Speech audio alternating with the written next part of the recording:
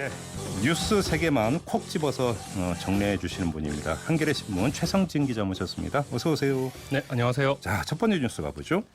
네, 황교안의 조국 색깔론 통할까 준비했습니다. 네네. 예, 이번 개각 대상자 가운데 가장 주목을 받고 있는 인물입니다.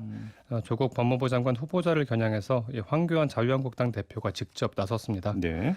어제 당 최고위에서 이 조 후보자가 과거 남한 사회주의 노동자 동맹 그 선음행 사건이라고 하는데요.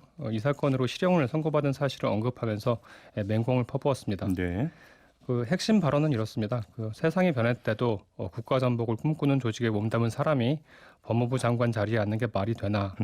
산호맹은 사회주의 혁명 달성을 목표로 폭발물과 자살용 독극물 캡슐까지 만들었던 반국가 조직이다. 네. 뭐 황교안표 색깔론 인형 공세 이렇게 규정을 할 수 있겠습니다. 그러면 이제 그런 인형 공세가 먹히겠는가 이게 관심사 아니겠습니까? 어떻게 보세요? 예.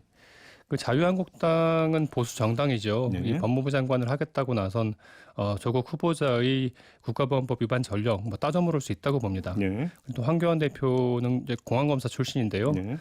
누구보다도 이제 공안검사의 DNA가 강한 분이니까 본인과 생각이 조금 다른 그 본인보다 훨씬 왼쪽에 있다고 판단되는 그리고 이제 산호맹 사건에 관련자라고 하는 조국 교수의 사상을 검증해 보겠다 뭐 이렇게 나설 수 있다고 보는데요.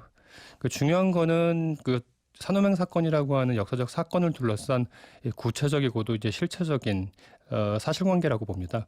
이 사실관계에 대한 판단이 먼저 선행되어야 된다고 보는데 뭐 황교안 대표는 뭐 국가 전복 뭐 꿈꾸고 뭐 독극물을 만들고 폭발물을 만들었다라고 마치 대단한 것처럼 얘기를 했지만 93년도 이 산호맹 사건 지도부 가운데 한 명이었던 백태웅 씨 사건 항소심 재판부가 네. 이 산호맹이라는 단체가 국가에 미치는 위험성이 그렇게 크다고 보기 어렵다 이렇게 판단을 했었거든요. 네. 그리고 또 그해 조국 당시 교수가 이제 구속이 됐었는데 국제 엠네스티에서 이 조국 교수에 대해서 올해의 양심수로 선정을 하기도 했었습니다. 국민 여론이 중요한 거 아니겠습니까? 네. 그렇죠. 네, 알겠습니다. 자, 두 번째 뉴스로 가보죠. 네. 퇴출운동에 기름 붓는 DHC 준비했습니다. 네. 예. 그 어제도 문제의 DHC 테레비, DHC 자회사인데요. 역사 왜곡 발언이 여과 없이 나왔습니다. 네. 그 어제의 망언은 독도 발언이었습니다. 이 발언에 출연한 그 일본 자민당 소속 아오야마 시게루 의원이 한국은 독도를 멋대로 자기네 것으로 해버렸다. 일본이 싸움을 건 적이 없다. 이렇게 말했습니다. 네. 예. 이른바 강제징용 판결에 개입하지 않는 한국 정부에 대해서도 평소에는 사법의 독립성이 전혀 느껴지지 않는 한국이 네. 갑자기 사법 독립이 됐다고 한다.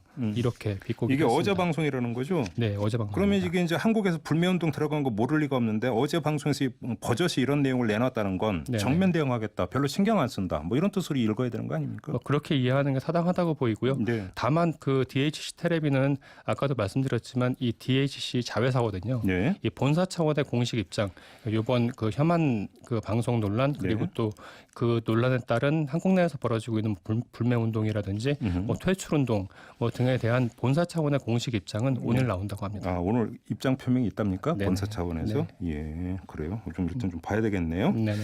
자, 마지막 뉴스로 가보죠. 네, 가짜 뉴스는 규제 대상이라는 발언의 무게라고 제목을 한번 지어봤습니다. 네.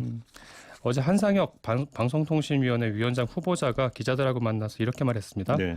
그 의도적인 허위 조작 정보나 극단적 혐오 표현은 표현의 자유 밖에 있어서 규제 대상이 되어야 한다. 네. 그 어제가 방송통신위원장 그 후보자 지명 이후 국회 청문회 준비를 위한 사무실 첫 출근이었는데요. 네. 한 후보자가 어떤 발언을 하는지에 관심이 많이 쏠렸습니다. 네네. 네, 어쨌든 한 후보자의 첫 메시지는 가짜 뉴스 규제였습니다. 그러니까 가짜 뉴스 규제를 둘러싸고는 참 그동안 참 논란이 상당히 많았잖아요. 네네. 아무튼 그러면 이제 한상혁 후보자 이런 어떤 메시지 어떻게 받아들여야 될까요? 크게 이제 두 가지 측면에서 좀 판단을 해봐야 될 것 같은데요. 네. 이제 전임 이호성 위원장이 임기를 마치지 못하고 사퇴를 했습니다. 네. 언론계에서는 그 배경이 좀 더 강한 뉴스 대책을 요구하는 청와대와 이견을 보였기 때문이라고 분석을 하고 있는데요. 네. 신임 방송통신위원장 후보자가 첫 메시지부터 이제 가짜뉴스 규제 대상 이래 버리니까 정권 코드 인사라고 하는 논란을 빚을 수 있다 이렇게 네. 보고요. 예. 둘째로는 지금 방송통신위원장 후보자한테 가장 중요한, 가장 시급한 과제가 이 가짜뉴스 규제냐 하는 것이죠. 네. 지금 언론계에서는 뭐 종합편성 채널이라든지 유료 방송에 특혜가 집중된 이른바 이 비대칭 규제를 완화해야 된다, 이걸 개선을 해야 된다라고 하는 어떤 시급한 요구가 있고요.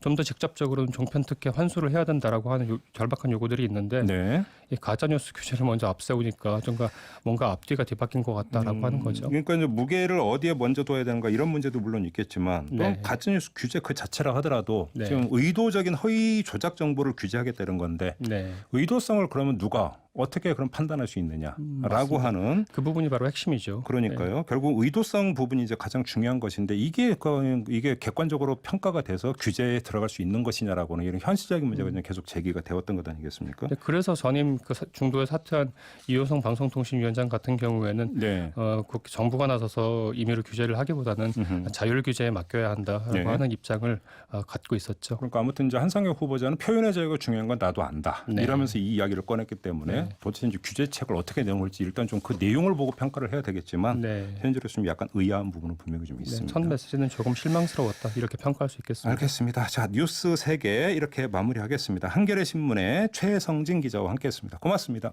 예, 고맙습니다.